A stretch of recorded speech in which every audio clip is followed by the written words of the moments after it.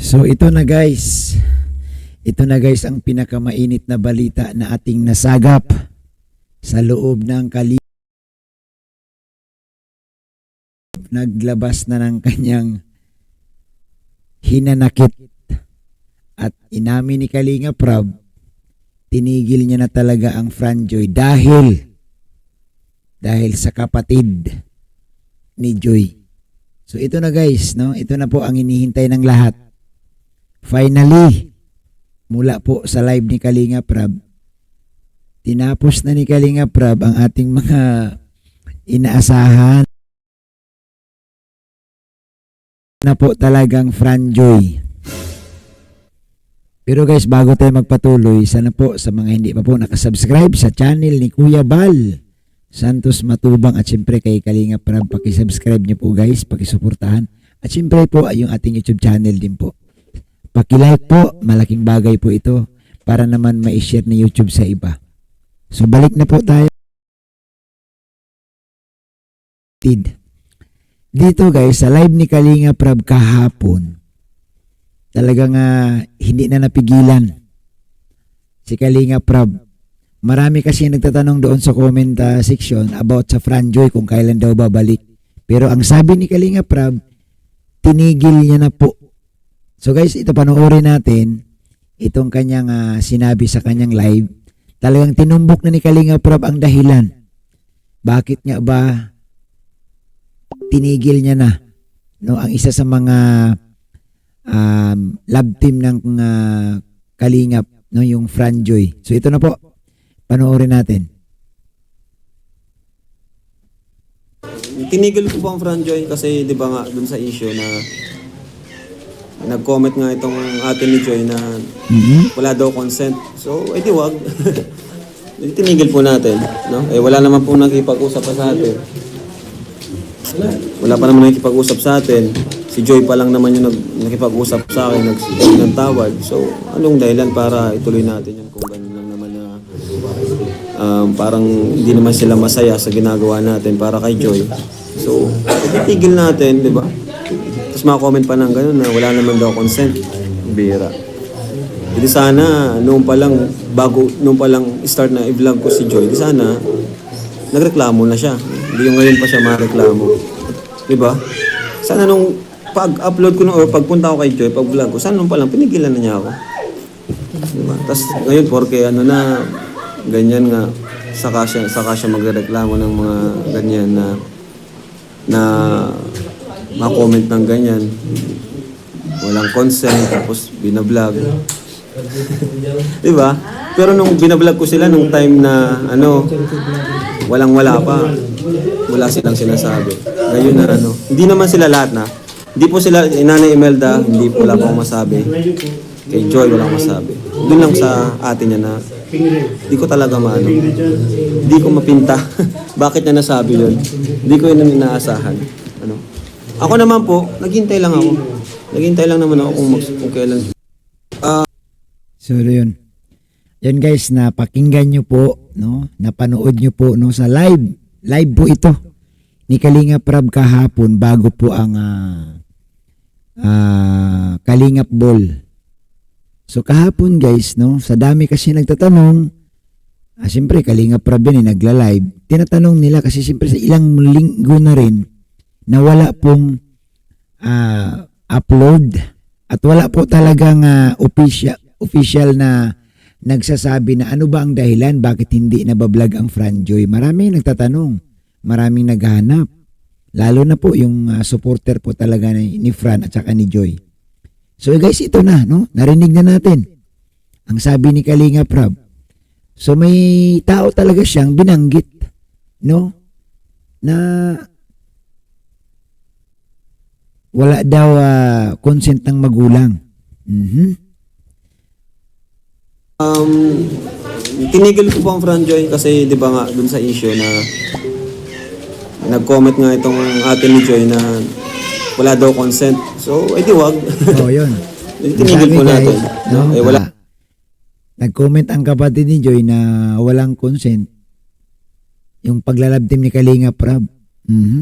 Wala naman po nakipag-usap pa sa atin. Wala pa naman nakikipag-usap sa atin. Si Joy pa lang naman yung nakipag-usap sa akin, nagsibig ng tawad. So, anong dahilan para ituloy So dito no, makita natin na parang inaantay lang ni Kalinga Prab na lumapit sa kanya itong kapatid. Kasi sabi ni Kalinga Prab no, sa narinig ninyo, si Joy pa lang naman ang nakipag-usap at nagsuri sa kanya. Isipin mo guys, no? Wala namang kasalanan si Diwata rito, siya nagsuri. So inaantay lang talaga ni Kalinga Prab. So ibig sabihin, may posibilidad na matuloy sana ito kung mayroong nakipag-usap lang kay Kalinga Prab. At ang tinutukoy niya nga walang iba kundi itong kapatid ni Diwata na isa sa mga nagsabi na nilalabtim si Diwata pero wala palang pahintulot ng magulang. natin yun kung ganun lang naman na parang hindi naman sila masaya sa ginagawa natin para kay Joy. So, itigil natin, di ba? Tapos makakomment pa ng ganun na wala naman daw consent. Bira. Hindi sana, noong pa lang start na i-vlog ko si Joy, di sana, nagreklamo na siya. Correct. Dapat talaga, kung talagang against pala kayo, bakit doon sa Danjoy? O, yun ang tanong ko. Bakit doon sa Danjoy, walang humahadlang? Walang ganitong problema. Diba, mayroon na tayong pagbabasihan Sa Franjoy, magmula pa doon sa Joybid, itong kapatid hindi naman humahadlang. Pagdating sa Danjoy, itong kapatid hindi rin naman humahadlang. Nandoon pa nga di ba, maalala ninyo guys, nag-birthday, nandoon lahat, masayang-masaya. Bakit dito? Ito nga talaga ang pinagtataka ni Kalinga Prab. Sabi ni Kalinga Prab, sana noon pa nag-umpisa pa lang si Joy na i-love team kay David, kay Dan, dapat sinabi niya na. So si Kalinga Prab talaga sabi niya, hindi ko maipinta bakit ngayon niya lang sinabi kung kailan tuloy-tuloy na. Ako Kalinga Prab, hindi lang din ikaw nag-iisa dyan. Marami ding nagtatanong, bakit nga ba? Ano nga ba ang dahilan? Yan guys kung alam niyo ang dahilan, comment kayo dyan sa ating comment section. Makibahagi kayo guys sa ating talakayan para malaman din naman namin, na malaman ko ang inyong opinion, ang inyong basa dito sa sinabi ni Kalinga Prab. Tuloy. Hindi yung ngayon pa siya mareklamo. Diba? Yun nga ang pinagtataka Bakit ngayon ka pa magreklamo? Kung kailan, pangatlong love team na to ni Diwata Anong pag-upload ko or pagpunta ko kay Joy, pag-vlog ko, saan nung palang pinigilan na niya ako? Tama. Ito yung hinahanap ito yung tanong ni Kalinga Prab na gusto niyang masagot sana hindi ka pala sang-ayon. Dapat nung una pa lang pag-upload kay Joy, pag-vlog kay Joy, sumalungat ka na. Sinabihan mo na, hindi yung ngayon na kung kailan nasa kalagitnaan na, ay naku po. Diba? Tapos ngayon, porque ganyan nga, saka siya magreklamo ng mga ganyan na ma-comment ng ganyan. Walang consent, tapos binablog. Diba? Pero nung binablog ko sila nung time na walang-wala pa, wala silang sinasabi. Ngayon hindi naman sila lahat na. Yun guys, ito ang mabigat, itong sinasabi ni Kalinga Prab. Noong time na walang-wala sila, na binablog ko sila, wala silang sinasabi. Kumbaga sinasabi ni Kalinga Prab, nagpaubaya. Pero ngayon, naku.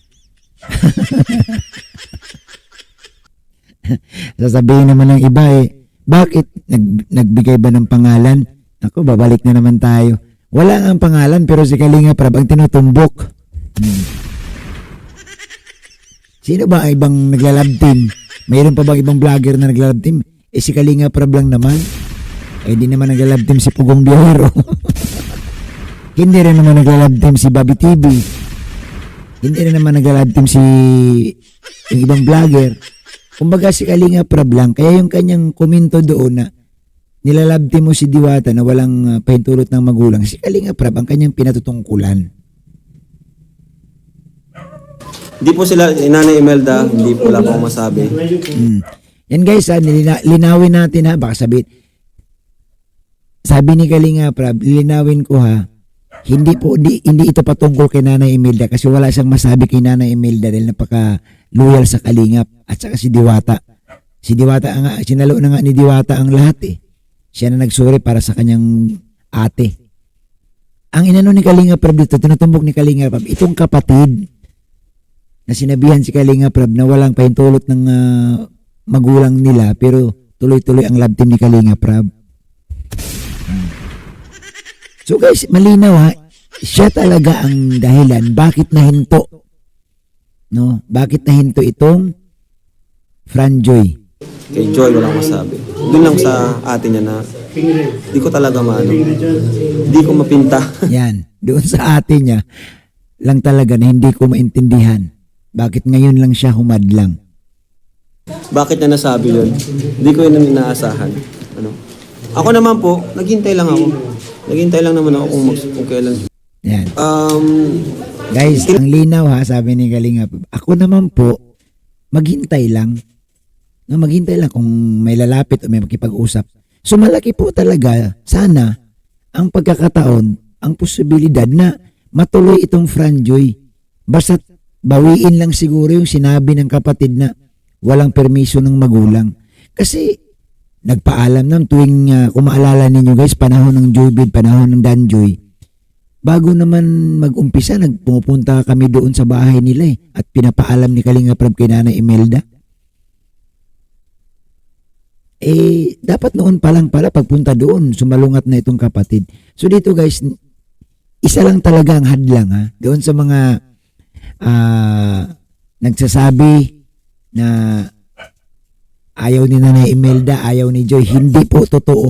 No, si Kalinga Prab na nagsabi, isa lang po talaga, siyempre kapatid kasi yun kapamilya yun So nirerespeto ni Kalinga Prab. Pero alam mo sabi niya, naghihintay lang ako na may lumapit, magsabi sa akin,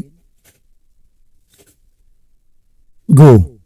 Magugo itong Franjoy guys. So may pag-asa. Kaso nga lamang, no, mukhang walang pag-asa kasi nga wala nga lumalapit. No? Ayaw din naman kasi ni Kalinga Prab na itutuloy mo yung love team tapos mayroong isa sa pamilya nila na hindi pumapabor. Kasi nga inisip ni Kalinga Prab dito, kung ituloy natin ito, sigurado magsasalita na naman, magpaparinig na naman, kung ano na naman ang ipopost sa social media. So iniwasan na lang talaga ni Kalinga Prab guys na magkaroon ng problema. Kaya tinigil niya na po. No? Tinigil niya na. Pero may posibilidad ha, sabi ni Kalinga Prab, no? Sa ngayon tigil, pero hindi man ibig sabihin, paano kung biglang lumapit yung kapatid at sabihin na okay na po, ganun-ganun, matutuloy ito. No? So malaking pag-asa guys, matutuloy pa po. No? Matutuloy pa ito. Basta't makipag-usap lang ng maayos, siguro, no? Kagaya ng ginawa ni Diwata guys, na nakipag-usap ng maayos, matutuloy ito.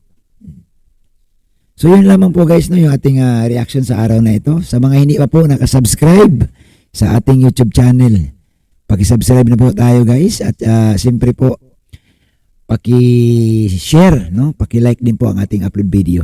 Maraming salamat at isang mapagpalang araw sa ating lahat.